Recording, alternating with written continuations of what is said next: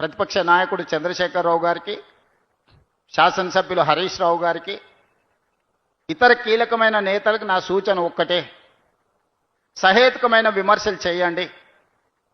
చౌకబారు విమర్శలు రాజకీయాల కోసమో లేకపోతే ఏదైనా మీ కారణాల చేత మీరు అబద్ధాలు చెప్తే ప్రజలు నమ్ముతారు అని అనుకుంటే ప్రజలు వరుసగా తీర్పులు ఇచ్చుకుంటూ వచ్చిండ్రు.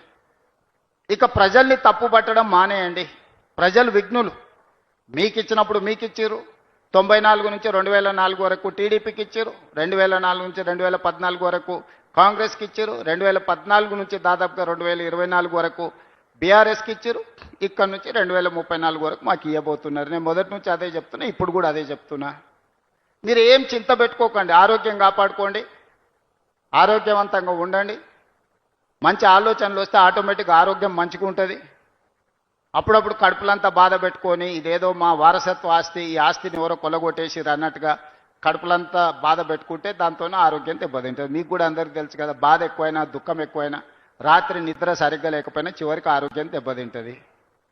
కాబట్టి ఆ పరిస్థితులు వద్దు. 10 సంవత్సరాల ఆరోగ్యాన్ని కాపాడుకోండి. పొద్దున్నే లేచి వాకింగ్ చేసుకోండి, సాయంత్రం వ్యాయామం చేయండి, యోగా చేయండి, మంచి ఆలోచనలు చేయండి, మంచి పుస్తకాలు చదవండి. 80,000 ఏం చదివారు, ఇప్పుడు మంచి పుస్తకాలు తెలంగాణ సమాజానికి ఉపయోగపడే పుస్తకాలు కూడా చదవండి.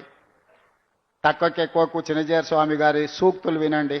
అంతే తప్ప ప్రజల మీద విషయం గక్కి మమ్మల్ని ఏదో శాపిస్తే ఏమి జరగవు. పిల్లి శాపనార్థాలకు ఉట్టి తెగిపడదు.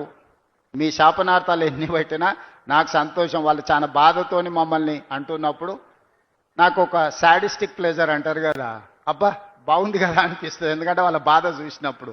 అంత బాధపడు మీకు అక్కర్లేదు. ఈ ప్రాజెక్టుల్ని పూర్తి చేస్తాం.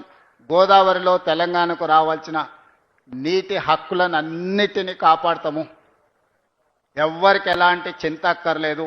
నికర జలాలు, మిగులు జలాలు, వరద జలాలలో అన్నిట్లలో తెలంగాణ హక్కులను, అది గోదావరి కావచ్చు, కృష్ణానది కావచ్చు, హక్కులను కాపాడడమే కాకుండా ఇప్పటి వరకు అపరిష్కృతంగా ఉన్న సమస్యలను పరిష్కరించి ప్రాజెక్టులను అన్నిటిని కూడా నిర్మాణం పూర్తి చేస్తాం. మా శాయశక్తుల ప్రయత్నం చేస్తాం. ఎవరికి ఎలాంటి అనుమానము అవసరం లేదు, ఎవరికి ఎలాంటి చింత అవసరం లేదు. విషయాలు ఉంటే రేపు బడ్జెట్ సమావేశంలో ఖచ్చితంగా ప్రతిపక్షాలకు అవకాశం ఇచ్చి అక్కడ చర్చ చేస్తాం.